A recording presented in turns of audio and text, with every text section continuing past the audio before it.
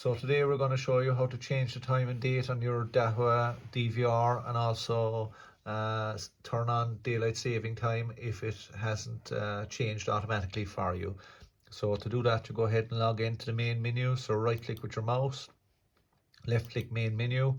If you have your pattern, go ahead and enter your pattern. If you have a pattern, you've got full admin rights. So you won't have any restrictions in the menu. If you don't have a pattern, left click on switch user.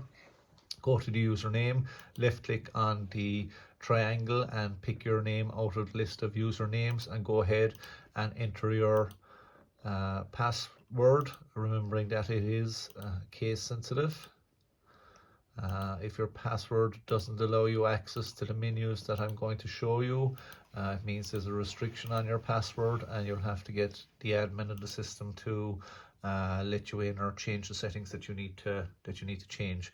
So basically, once we get into the menu, what we're going to look at, we're looking for system. So we left click on system, and in this case it's in date and time already, depending on the last person working the machine, or if there's a machine from the factory that hasn't been adjusted, you'll find it'll be in the basic menu in the system first. So just go ahead and left click on the date and time, and that gets you into where you need to go.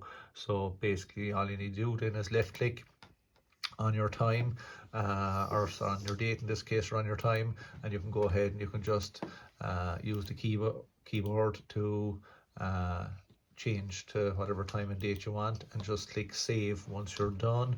You also have the ability to just save that there now again, to adjust your time zone to suit, and you have your date format. In this case it's showing the day, the month and the year. If you left clicking it, you have year, month and date, and then you have month, date and year depending what suits you. The date separator, you can adjust that as well, whether it's a dash or a slash or whatever the case may be. And you also have your 24-hour or 12-hour option.